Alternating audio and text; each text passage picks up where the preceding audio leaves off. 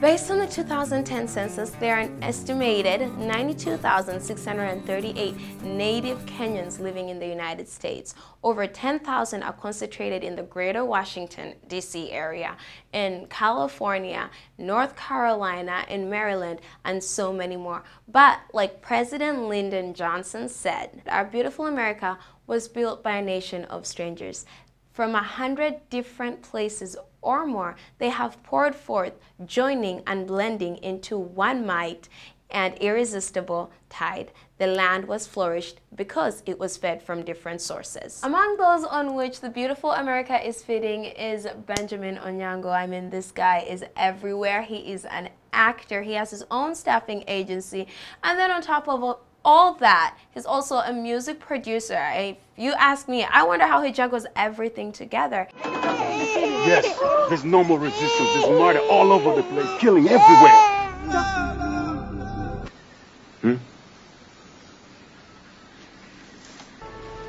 3. Don't fuck with me. 4. Please, Lieutenant. His father was more than the president. He was the tribal king. That makes him the heir to the Igbo nation. It's a bloodline they must cut. The Fulanis will come heaven and earth to find him.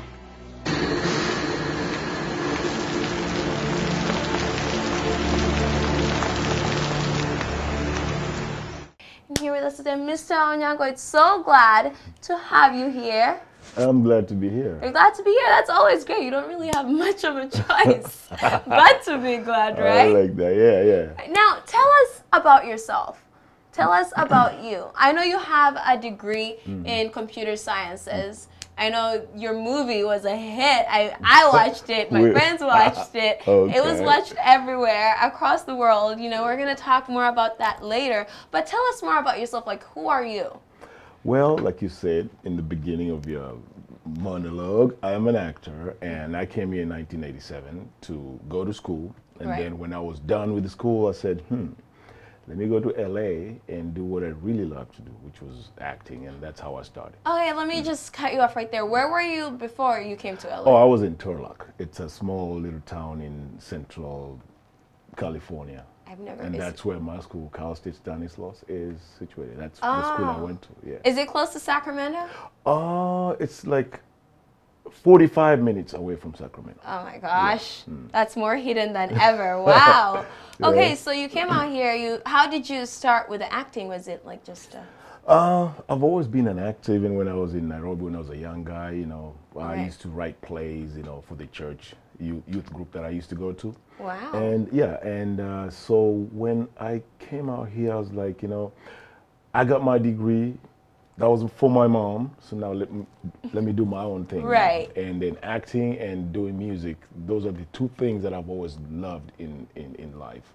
I used to do that when I was in Nairobi, so it was just a continuation of what I was doing. Right, so clearly that's your passion. Yes. How did the staffing agency come up? Well, that was the brainchild of my wife. She was like, she told me, you know, there's a staffing agency in this place where we work, and they're not really doing a good job.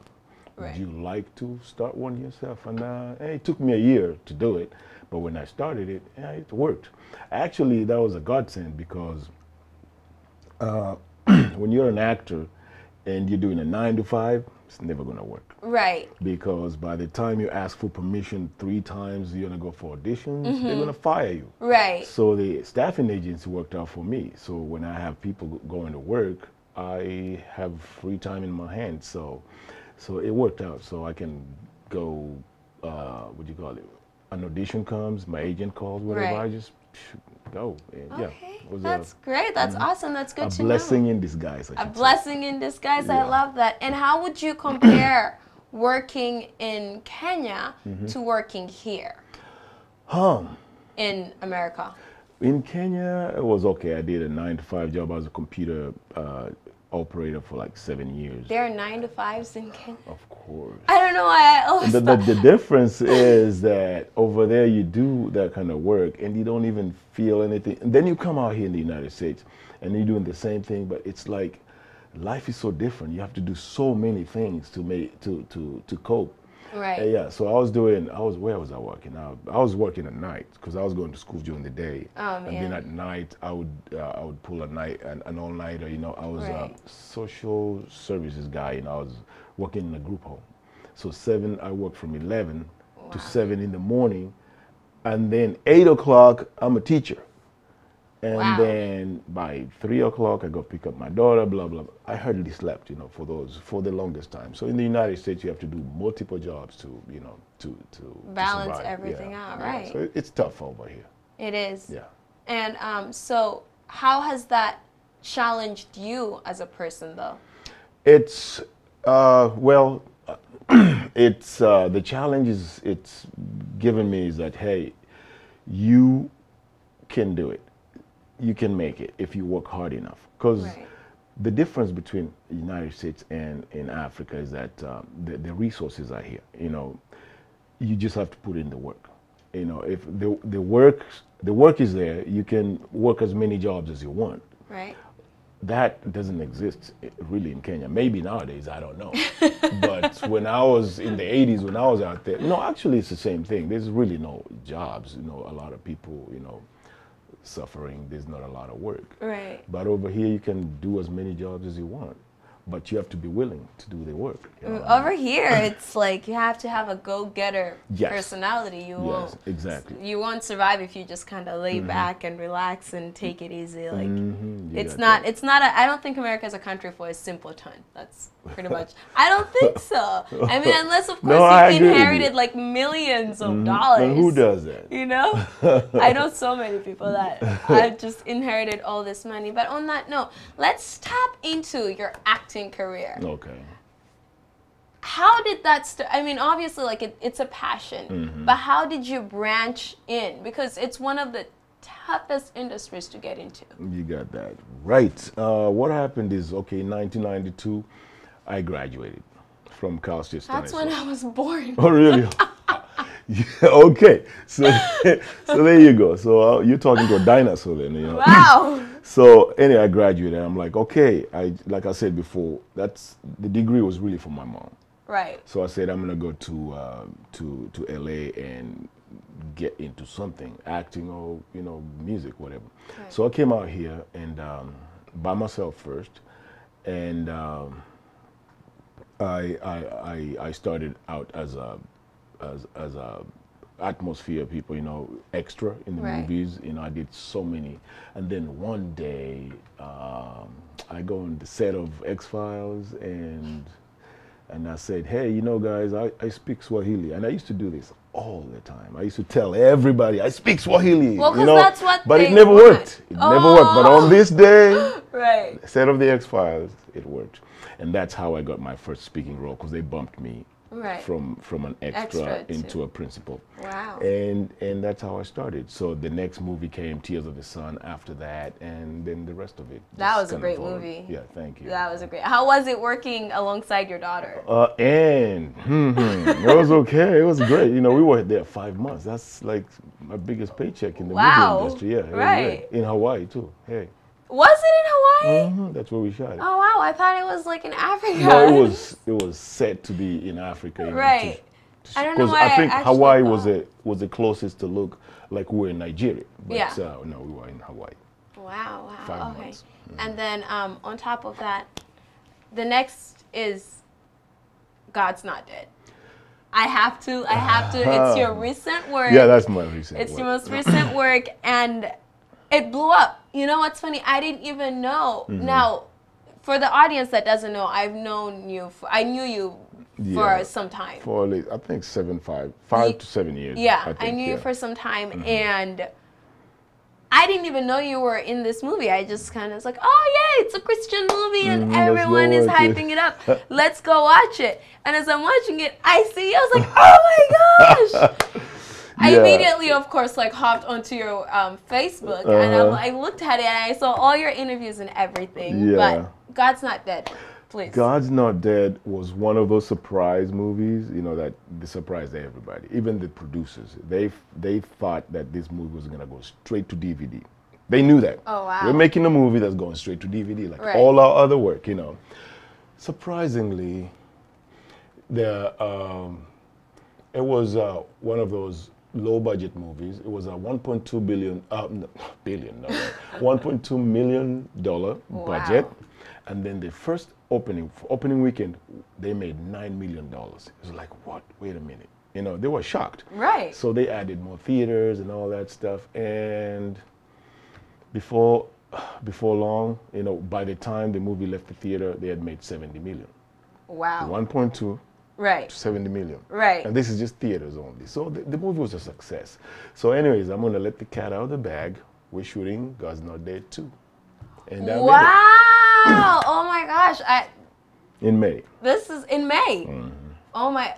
So how are you prepping? How are you preparing? They haven't given me the script yet. They haven't given you the script I think they said the script will be coming in end of March or something like that. Oh, wow. So we're just waiting. Are you excited? Oh, yeah. I'm excited. I'm excited. I am excited too. But on that point, do you think you would have had, I think you're a successful person, but do you think you would have had the same amount of success had you stayed in Kenya? Oh, no, I don't think so. But, you know, I'm not saying that you can't succeed in Kenya, no, because my friends, a lot of my friends are doing so well over there, and it's just that it's a cutthroat business. Right. Like any place, you know, even here, you know, you gotta fight to succeed. So I feel like it's harder here. No, look, for me, just because the resources are there, that you have to tap into. Yes, you have to be, like you said before, you gotta be a go-getter and all that. You know, you gotta be a person who chases stuff. Right. It will work for you. It's not going to be easy, but it's still going to, you know, you will make headway, you know. But, yeah, and over here it's easier if you are willing to put in the work. That's true. That's the only thing. Yeah. That's what it honestly comes down to. This is so random. I keep looking at this and it keeps throwing me off. Yes, it's so random. I don't know why you have it right there. I don't know. No, my wife likes to decorate, you know, so when she put that thing over there, I'm like, what the heck? You know, but I said, yeah, it's okay. Suits me. So that works. Let's be there. On that note, like I feel like God's Not Dead was just handed to you. Are you kidding me? I have never worked so hard in my life. I'm sure you did. For that audition, oh my God, I worked. I really auditioned. I mean, I practiced and practiced until that character was me. I was sleeping that character, breathing that character, you know, talking that character. Right. So when I went in, I was like, I even told the casting director, you think I'm playing this guy? I'm not. This is me. Hey, I wanted to make you some lunch, but my stove still isn't working. Oh, you don't have to cook for me all the time. No, I like to. Do you have time? I can make you something else. No, I'm not really hungry. Is something wrong? Kwame, what's wrong? Why are you always here? Take it and leave Kwame, me. I don't... Leave me!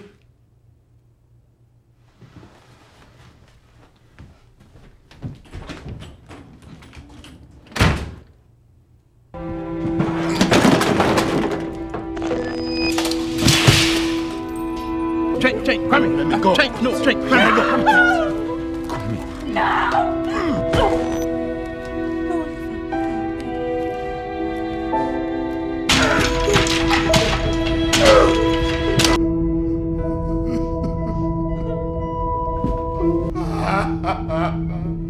Now, I want to talk more about your staffing agency. Oh, okay.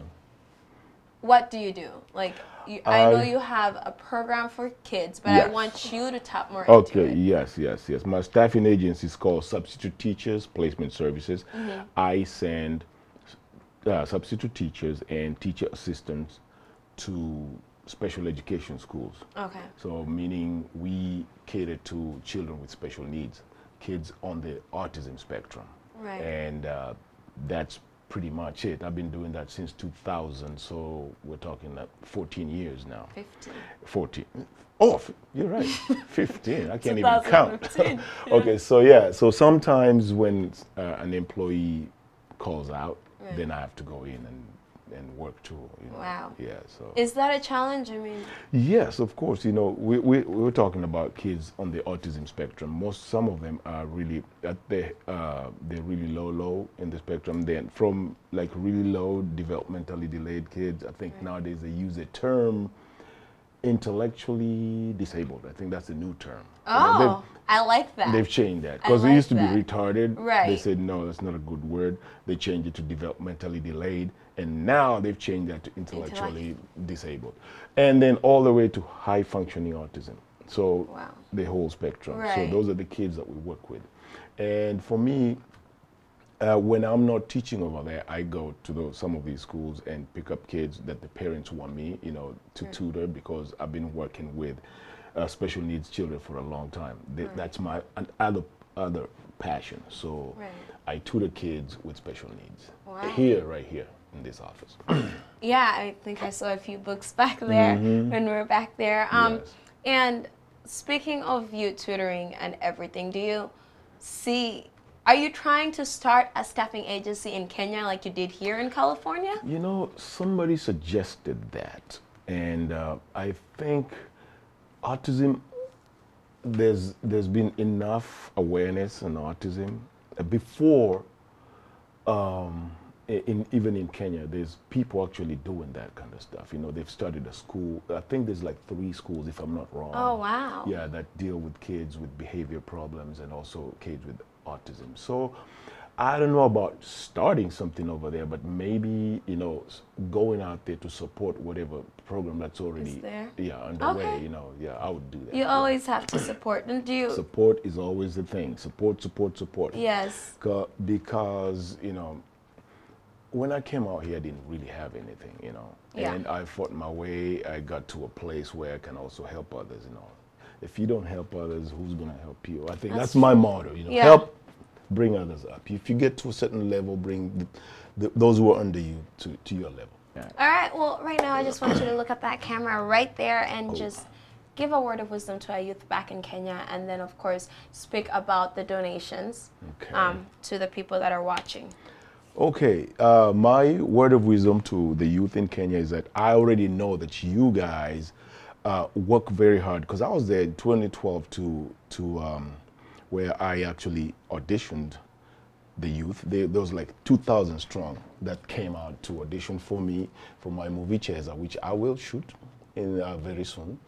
I know you guys work hard, you know, and all I can say is that just putting everything. Don't worry about just your skills, the skills that you already have. You know, just sharpen those, and the work will come. The government's already doing great work, putting programs together to help the youth.